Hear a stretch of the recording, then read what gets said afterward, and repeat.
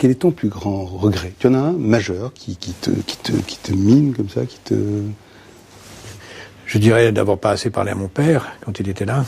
Parce que là, je viens de terminer mon dictionnaire du judaïsme. Et je me suis rendu compte qu'il y a beaucoup de sujets sur lesquels je n'ai pas parlé avec lui, alors qu'il m'a tendu des perches, quoi. Il est mort il y a combien de temps? Il est mort il y a 20 ans.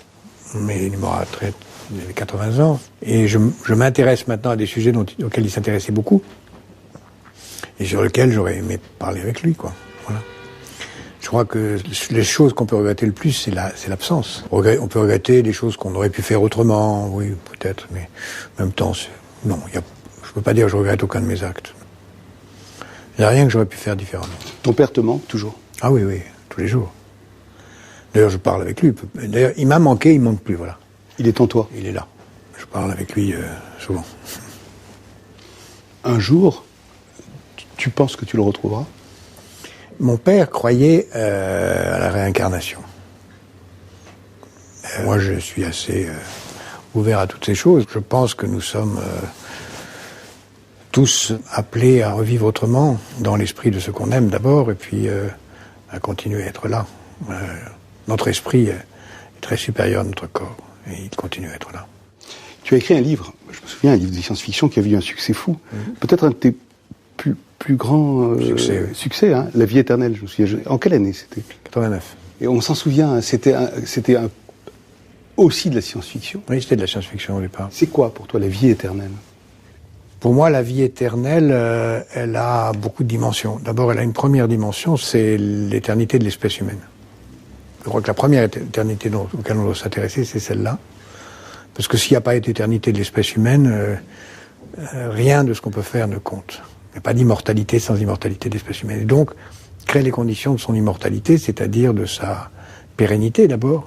On n'est pas sûr que nos arrière-petits-enfants vivent avec ce qui se passe sur le climat. Donc tout ce que nous pouvons faire pour créer l'immortalité de l'espèce. Deuxièmement, je crois à une fusion des esprits dans un esprit commun qui ensuite participe d'une intelligence collective. Mais j'imagine qu'entre cette vie éternelle 1989 et ce dictionnaire amoureux du judaïsme qui va sortir là en début 2009, enfin. Janvier, oui. Janvier, c'est ça. Il y a plus qu'un pont. Il y a littéraire d'une vie, littéraire d'une pensée, comme ça. Il y a beaucoup plus que ça, puisque le dernier mot du dictionnaire, c'est le Zohar, et l'avant-dernier mot, c'est le Sefer Yetzirah, c'est le livre de la création, c'est le livre secret, sacré, écrit soi-disant par Abraham, mais qui en fait est écrit au IIe siècle de notre ère, qui décrit comment on peut fabriquer un être vivant à partir des lettres et d'argile, ce qui est d'ailleurs exactement ce que fait la biologie, puisque le code génétique sont des lettres et l'argile, c'est le catalyseur de l'ADN. Donc, et le livre La vie éternelle roman part de quelqu'un qui redécouvre le Sefer Yetzirah et qui se sert du Sefer Yetzirah pour faire la vie. Le Sefer Yetzirah, c'est le livre des merveilles? C'est le livre de la création. Le livre de la création. Le livre de la création, qui est le premier texte donc du IIe siècle de notre ère, semble-t-il, à peu près certainement, qui à la fois dit pour la première fois que la Bible est un texte codé, qu'on ne peut comprendre qu'en décodant les lettres. Qu'en décodant, on se rend compte que la Bible contient le secret pour créer un être vivant, en faisant un être inerte d'argile et en disant d'une certaine façon un certain message qui vient de la Bible, qui permet de donner vie à la matière inerte. Autrement dit, la vie, c'est la parole. Au début était le verbe. Au début était le verbe. Et quel rapport entre il y a ça et le golem, par exemple, ce personnage construit? Alors le golem qui traverse l'imaginaire juif. Oui, le golem est fabriqué par les recettes données par le Sefer Yetzirah. Et tout au long, en effet, de la Bible, à partir déjà d'ailleurs du IIe siècle, mais on en trouve des traces dans le Talmud, on trouve d'innombrables exemples de gens qui auraient essayé de faire un agneau, un bœuf, un être humain, un golem. Et puis ça a continué, puisque jusqu'au XVIIIe, XIXe siècle, il y a des gens qui continuent à essayer de faire des golems. Il y a cette merveilleuse tentative encore à la fin du XVIIIe siècle, où on dit que pour faire le golem, il fallait faire un être d'argile et écrire un seul mot sur son front, le mot « émet », qui en hébreu veut dire « vérité ». Car la vérité, c'est la vie. Et alors le golem était fait pour servir de garde du corps à la communauté juive de Prague, puisqu'il aurait été fait à Prague. Mais il a échappé à ses maîtres, un petit peu comme toujours. Hein, comme Frankenstein échappe à son créateur, parce que Frankenstein est une sorte. C'est toujours la même idée. C'est toujours la même idée. C'est qu'avec le clonage, aujourd'hui, on vit avec la même idée. Comme c'est un géant, celui qui l'avait créé ne pouvait plus effacer le mot émettre. Donc il lui a demandé, puisqu'il obéissait un peu, de se baisser pour lui attacher les lacets de sa chaussure. Et à ce moment-là, il a pas réussi à effacer le mot émettre, mais il a réussi à effacer la première lettre seulement. Il reste Met. Il reste Met qui veut dire mort. Terminé. Et il est mort. Voilà, c'est joli, non? C'est superbe. C'est absolument superbe. C'est absolument superbe. Magnifique. Toi, tu mourras le plus tard possible. Inch'Allah. Inch'Allah, comme on dit. Est-ce que tu mourras dans la tradition juive? Il y a une très belle discussion juive sur est-ce qu'on est juif par sa mère ou par son père. Alors il y a un rabbin qui dit on est juif par sa mère, ça c'est... Bon. Et l'autre qui dit n'importe quoi, ça c'est une invention des rabbins polonais, on n'est pas juif par sa mère, on est juif par son père, parce que c'est le père qui transmet la loi orale. Non, le troisième rabbin dit pas du tout. On est juif ni par son mère, la mère, ni par son père, on est juif par ses enfants. C'est-à-dire qu'on est juif, on n'est pas quelqu'un parce qu'on a reçu, on est quelqu'un parce qu'on a transmis et donné. Et moi, indépendamment des enfants, c'est ce que je crois plus profondément. C'est-à-dire que je ne suis que ce que je vais transmettre. Et 49 romans, ton action contre la faim à Planète Finance. Voilà, les institutions que j'ai créées.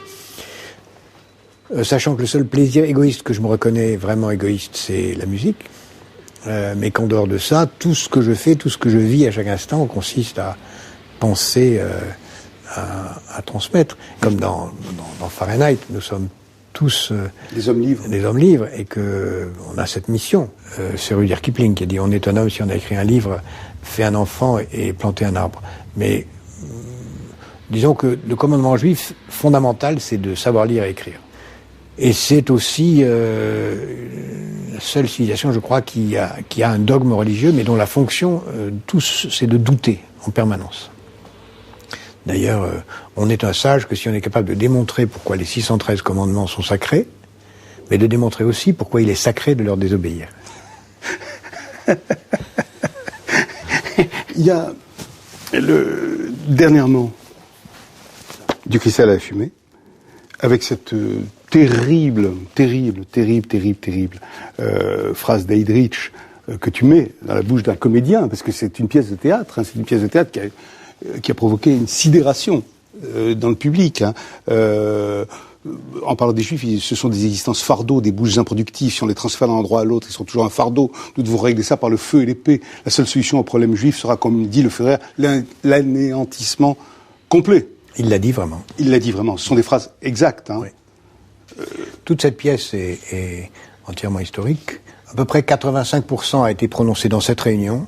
Et que parce que ça se passe au cours d'une réunion. Une réunion qui a lieu le 12 novembre 38, entre 11h du matin et 2h l'après-midi, et que ce qui n'est pas dans cette réunion a été dit dans la semaine qui a suivi ou dans la semaine qui a précédé, par les mêmes personnages.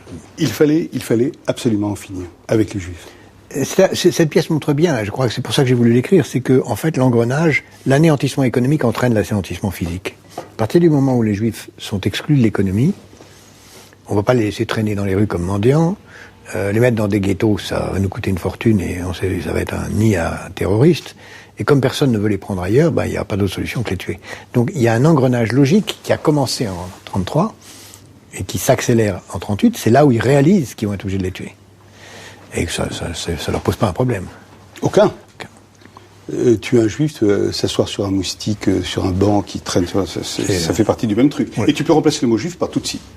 À peu près. Oui, naturellement, à partir du moment où on est... C'est en cela, d'ailleurs, que j'étais très... C'est très important, la façon dont mon père a réagi à notre attitude en Algérie. C'est que le peuple allemand lui-même a été entièrement pris et conditionné par ça. C'est pas quelques fous qui sont dans cette pièce qui ont fait ça tout seul. C'est tout le peuple allemand qui l'a fait. Il l'a fait parce qu'il a été conditionné d'année en année à aller jusqu'à le faire. Donc le danger est là, le danger d'une perte des valeurs qui amène tout le monde à faire ça. Quoi. Toi et moi, possiblement aussi. Bien sûr. Le mal, c'est pas l'autre, c'est nous tous. Il est en nous. Bien sûr. Il est en nous, évidemment. Le sablier, le temps qui passe. Le sablier, c'est ton sablier, tu l'as amené. C'est un de mes sabliers. Un de tes sabliers, tu as une collection immense de sabliers. Oui, j'ai une collection considérable. C'est du sable. Mais c'est deux fois du sable, parce que le verre, c'est du sable. Donc c'est du sable sous forme de verre et du sable sous forme de sable. Et c'est un instrument qui raconte beaucoup de choses sur la mesure du temps. Mais en même temps, c'est le temps qui coule de nos vies, et on peut beaucoup réfléchir à nos vies comme du temps qui coule dans le sable. Seulement, il y a une seule chose qui est différente avec nos vies, c'est que dans nos vies, c'est comme ça. C'est-à-dire que le sable coule, mais on ne sait absolument pas combien il en reste. Et chaque grain qui tombe est peut-être le dernier. Et oui, parce qu'on peut ne pas voir le haut. On ne voit pas le haut. Dans nos vies réelles, oui, on voit pas. C'est un sablier dont les sphères supérieures sont opaques. Et ça nous amène à penser qu'il faut à la fois vivre dans l'éternité, mais dans l'instant présent, parce que le grain qui tombe est peut-être le dernier. Parce que ce qu'il y a là en haut, caché par ta main actuellement, est peut-être immense. Et nous, on ne voit que ça. On voit que ça, mais c'est peut-être le dernier grain qui coule. Et toi, par rapport à cette chose cachée là en haut, là, etc., qu'est-ce que tu aurais envie de faire, sans savoir le temps qui reste, qu'est-ce que tu aurais envie de faire avant? Je vis comme si chaque seconde était la dernière. Vraiment? Je me suis dit ça, vraiment, je me souviens exactement à quel moment, à l'âge de 22 ans. C'est un moment très précis de ma vie pour une raison très particulière. Je me suis dit, tu vas vivre maintenant comme si chaque instant était le dernier. Tu t'attends à tirer ta révérence tout le temps, à dire au revoir, salut, c'est fini. Je veux en tout cas être en situation que ça soit propre, net, et que j'ai été utile au maximum, et qu'en particulier pour mes enfants.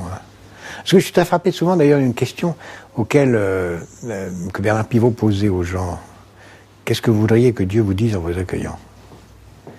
Et c'est très frappant parce que j'ai remarqué à quel point tout le monde fait une réponse incroyablement égoïste. Tout le monde dit bienvenue, je suis content que tu sois là, tu vas retrouver machin, etc. Moi, j'ai répondu, je crois que j'étais le premier à qui il a posé le questionnaire, donc je ne connaissais pas. Moi, j'ai répondu ce qui m'est venu à l'esprit. Ce qui m'est venu à l'esprit, c'est ne t'inquiète pas, je m'occupe d'eux. Ne t'inquiète pas, je m'occupe d'eux, des enfants. Voilà. Et c'est vraiment ce que je pense. Je suis très choqué, et ça me dit d'avoir beaucoup de choses sur la nature humaine. Quand quelqu'un dit à cette question, on répond bienvenue, ou je suis content que tu sois là, ou c'est un marque d'égoïsme incroyable. Moi, je voudrais qu'ils me répondent, ne t'inquiète pas, je m'occupe d'eux. D'eux, c'est mes enfants, mais c'est l'humanité entière, mais c'est d'abord mes enfants. Merci Jacques.